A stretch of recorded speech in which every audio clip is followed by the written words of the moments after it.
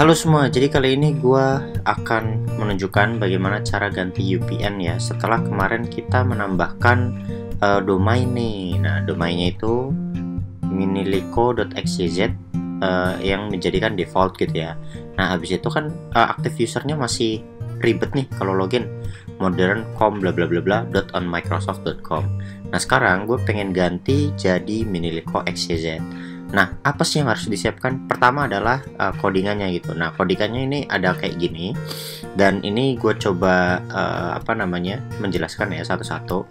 Source file ini adalah variabel dan ini adalah letak dari filenya gitu. Nah, di sini gue bikin CSV. CSV-nya bisa di-download dari sini. Nanti lo bisa ngerubah ya. Nih, export user. Nah, terus abis itu di sini UPN detailsnya. UPN details itu apa sih? Variabel yang nge-save file ini sebagai CSV di sini gitu ya. Jadi CSV-nya habis habis dideklarasi gitu kan di source file jadi string, terus kemudian di sini CSV-nya bakal disimpan nih dalam variabel gitu kan dengan menggunakan metode import CSV gitu, path source file.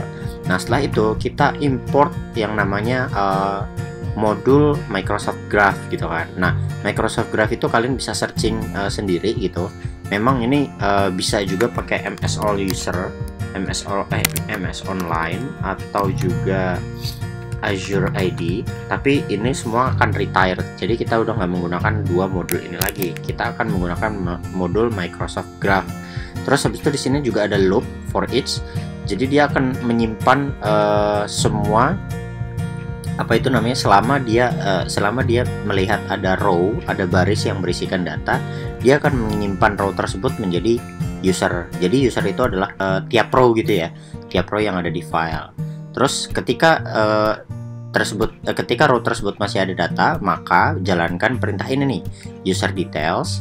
Dia itu akan menyimpan getMG user di mana objeknya itu adalah dia akan mengambil user principal name yang sama dengan user itu row yang tadi itu ya, equal dia akan mengambil itunya tuh referensi dari kolomnya gitu kan. Kalau misalkan nanti kita akan bedah di file CSV-nya gitu ya. Terus kemudian dia akan write output. Oke, ini write output dihapus saja. Nah, dia akan write output changing UPN dari user tabelnya kolomnya old UPN sama new UPN. Nah, ini cuma notifikasi aja gitu kan. Nah, terus ini untuk sebagai pertanda gitu ya bahwa file tersebut sudah terbaca dan row-nya juga sudah terbaca.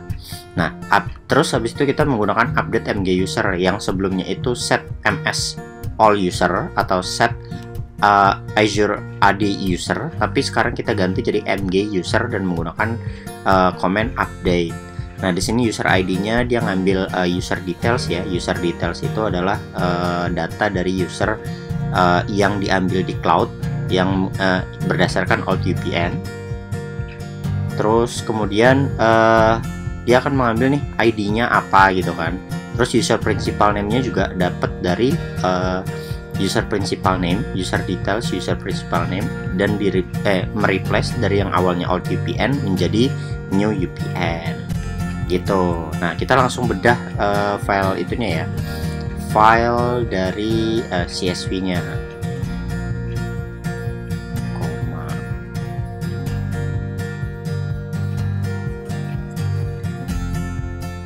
Nah, ini dia nih file CSV-nya ya. Jadi dia sebenarnya downloadnya itu ada banyak tabel, tapi yang perlu kita ambil adalah objek ID-nya, terus kita ganti jadi ya sesuka kalian lah gitu kan. Tapi kan kalau di sini di codingan ini kan dia akan mengambil ID gitu ya, nih user details.id gitu ya. Berarti kita ganti jadi ID.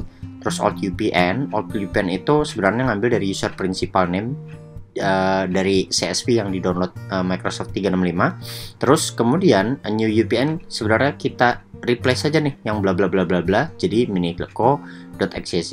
Oke, kita close lagi, kita nggak usah save, kita jalankan nih.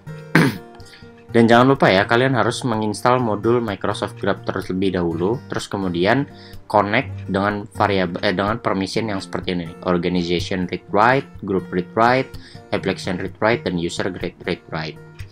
Oke, kita langsung jalankan aja. Nah, dia akan meminta sign in gitu, terus kita login aja. Oke, kita close. Nah, dia akan ganti nih satu-satu.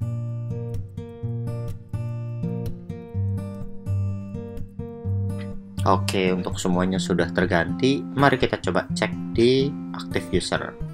Klik refresh. Nah, udah semua terganti kan jadi Miniliko, dan ini lebih simple dan lebih gampang gitu. Nah, untuk di sini biarin aja mode administrator, tapi kok Rian masih itu ya, masih modern commit ya. Coba kita sign out. Terus kita coba relog lagi, kita login. Oke, Rian Miniliko. Ini yes aja. Coba kita cek ke admin.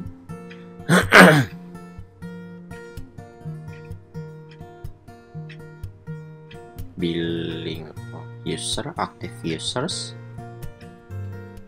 Nah, Rian Milinikonya udah ganti. Nah, di sini gue membiarkan mode administrator dan Microsoft Server account. Ini gunanya adalah ketika kita butuh recovery, kita pakai akun mereka gitu. Oke, sekarang gue pengen ganti password semuanya. Gue select selain dari admin Microsoft account, dan gue reset password automatically. Oke, gue langsung reset password.